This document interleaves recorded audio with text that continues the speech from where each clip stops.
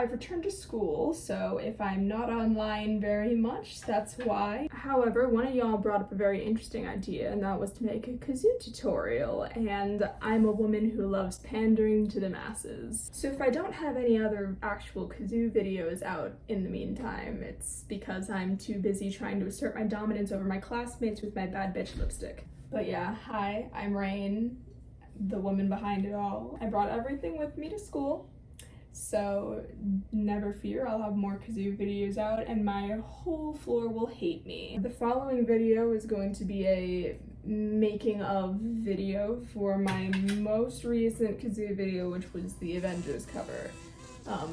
Yeah, sorry about that again. For y'all JoJo people out there, never fear, I have more content coming. Anyway, I forgot to film an intro to this video, so welcome. Happy you can make it. I hope that y'all find this video helpful. I hope y'all find it informative. And if you have any questions, hit me up in the comments section. Hit me up on my community tab. Oh, I have a Twitter now. I'll link that down below. Check me out there. I love talking to y'all. I guess without further ado, let's get right to the tutorial. Hope y'all enjoy. One of the first things that I like to do when I know I'm gonna do a Kazoo cover is go find a notation software like this. I use Noteflight just because personally I find it to be the most user-friendly. I like to go in and I just write out what it is I'm gonna be doing. This is not necessarily how you would do it if you were trying to write like an orchestral suite. I just like to go in and do it line by line based on what I know I'm gonna have to kazoo so that I can isolate it and play it by itself and hear it back if I need to, especially for some of the more complicated harmonies. I think really where we'd start to see some of this is in here where I can like press play and you can hear what it sounds like all together.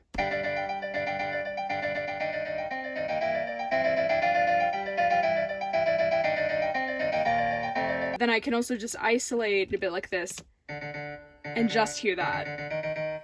So then the next thing that I do is I import that information into my recording software. This is Garageband. This is what I use. You can just input the tempo here. It's 119 BPM for this particular song. Also, it is in G major. Yeah, 1 sharp, so G major. So I just put it in here. It's not exact, and I'm not 100% sure for this song if I'm gonna follow what the track says or what the tempo says, because it changes sometimes. So you can hear that the metronome is going to be a little bit faster. So if you can hear that back, it's just it's a tiny bit faster. Alright, so now it's time to start recording. I'm about to record, I think, the bass, the like sort of tenory part. I try to start out with 4 audio tracks. So I think I'm going to start out with this one just because it's the middle, and then I know I'm going to have at least 2 higher and at least 1 lower, and I can add as I go. So let's see what we can do.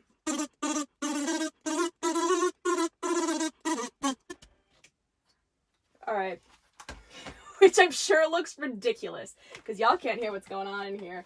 But, you know what? Sometimes we just need to look ridiculous for the sake of art. I sequester myself in this little closet so that no one can see me being ridiculous, and I'm sure that's why no one has made a how to make Kazoo tutorials before. Stop it.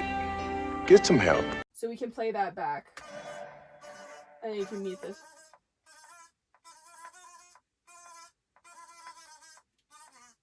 So you can hear it's a little bit fast, and I don't think that I want that, so I'm going to re-record, I think, without this top track. I think I'm going to record it with it muted and just do it solo so that I can follow the metronome rather than following the track itself.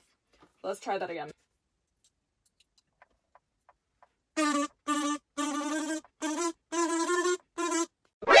NANI? Oh. Wait a minute. Oh god.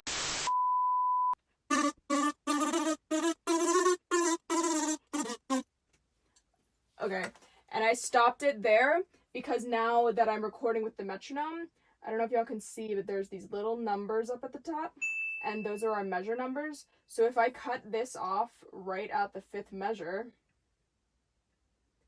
and I copy that and I paste it, I can keep copying and pasting that as much as I need to, and then I can have that bass line just continued for the rest of the time without me having to for like an hour. Let's see what that sounds like.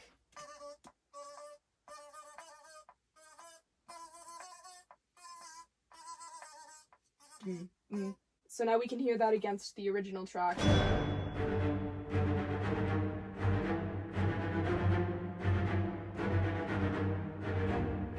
And then we can obviously hear that there's a track even lower than that. So I could do this, I could just do that, but I am in fact a mezzo-soprano, and my voice doesn't really do that very easily, or at least not painlessly. So what I like to do is I change it to a compressed vocal, and then I can alter the pitch, so I bring it down an octave. This isn't a music lesson today, this is just a kazoo lesson. So what I'm gonna do is I'm gonna push this down until it's at -12 there. I'm gonna push my mix all the way up. And then test 10. That's strange. Hello. Oh, it's because this is unplugged still. So it's gonna register my voice as deeper then. So I can just do it now at an octave up, so it'll be naturally more robust within my range, and you can't hear that I'm struggling, as I am like 99.9% of the time. Okay, so we can listen to this, the da-da-da, da-da-da, da-da-da, dum, dum, and it's lower, and then that creates that harmony with the da-da-da, da-da-da, da-da-da, da-da. So let's try it.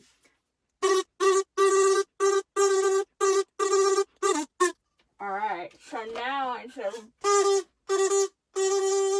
we have this. And of course I'm gonna have to go back in and mix that so that the two sound like they were recorded in the same general vicinity, even though they were recorded at different pitches. So that's like the most basic baseline idea of what I do. And then I just go in and add from there, really. Alright, I'm back. It is day 2 of recording.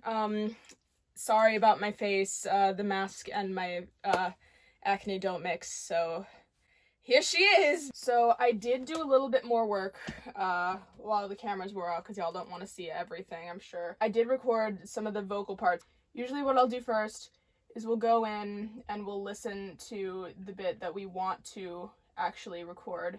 So that in this song is this.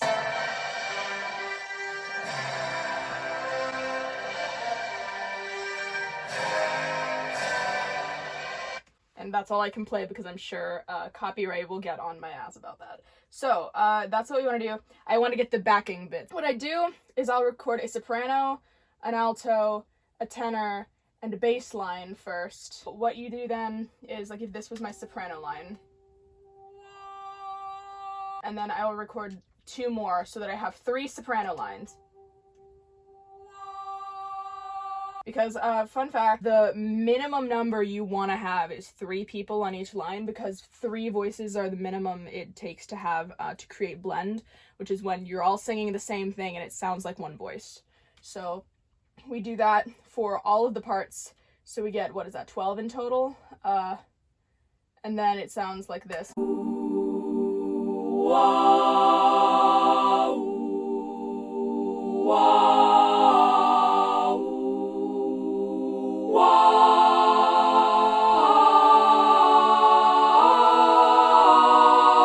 So that's what we ended up with. So I can show you a little bit of what I worked on yesterday. This is the full song, and these are all the bits that I've done within that. This is the choir line. So what I did was I went in and I took that whole file. I made the song itself a bit quiet, so I just had what I needed, and I copied it and I pasted it into my master copy. That way I don't have, on top of what you can already see is a lot of audio files, I don't have those 12 on top of it, because that's going to slow it down, because my computer has, like, no storage. It's great. But this helps me kind of save that a little bit. It also helps me keep all of my stuff organized, because then if all my kazoo bits are underneath, or on top of, or underneath all the choir bits, it's going to be really easy for them to get lost. So this is both an organization tool and also a memory saver tool.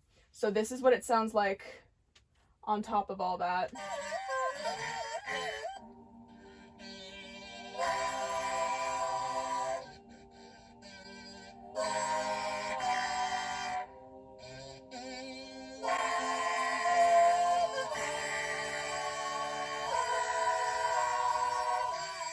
So yeah, that's what we just did. I have those kinds of things in a lot of my works. It's a lot of fun to for me to build chords and stuff, just because I'm a really big choir and theater nerd.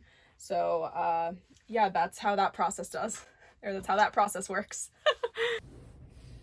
Anyway, I don't think I filmed an intro or an outro, so we'll just do something for an outro.